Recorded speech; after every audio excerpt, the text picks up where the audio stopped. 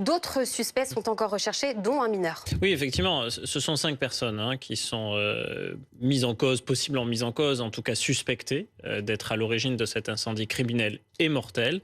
Et 2 d'entre elles ont été interpellées, placées en garde à vue. Il en reste 3 autres.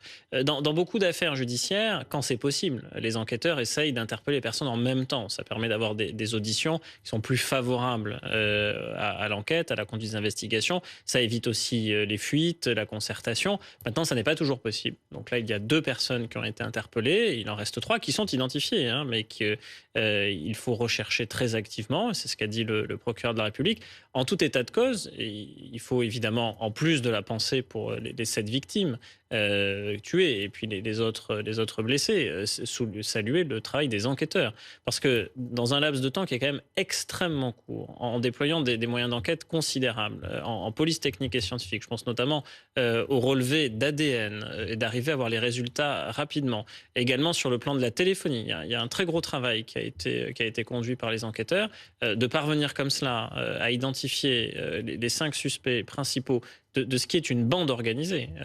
C'est remarquable. Maintenant, reste à identifier, au-delà de ces 5 suspects, le commanditaire, parce que ce que l'on comprend en creux de la conférence de presse qu'a donné le procureur de la République de Nice, c'est que ces 5 personnes étaient en quelque sorte des hommes de main. Ils ont agi sur ordre. Reste à savoir l'ordre de qui, pour quelles raisons. On comprend que c'est probablement ou très vraisemblablement lié au trafic de stupéfiants. Maintenant, reste à savoir qui est le commanditaire, parce qu'il a évidemment aussi du sang sur les mains. On apprend que les suspects ne venaient pas spécialement de la région niçoise, recrutés donc par un commanditaire local.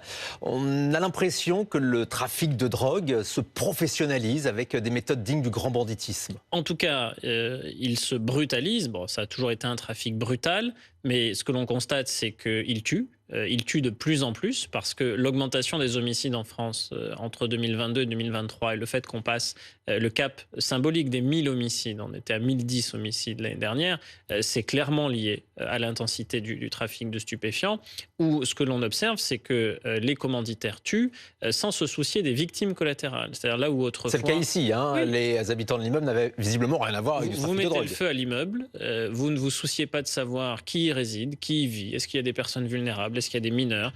Vous ne vous interrogez pas sur le fait qu'au milieu de la nuit, vous condamnez des personnes parce qu'elles ne pourront pas s'échapper. Vous les condamnez à une mort qui est une mort effroyable, où en plus vous inhalez des fumées, vous souffrez. Enfin, on ne va pas rentrer dans tous les détails sordides, mais c'est absolument abominable. D'ailleurs, vous encourez la réclusion criminelle à perpétuité pour ces faits-là, parce que c'est destruction par incendie ayant entraîné la mort en bande organisée. Enfin, il y a de multiples circonstances aggravantes. Et donc ça signe aussi un mode opératoire qui dit quelque chose de l'extrême brutalité du trafic de stupéfiants.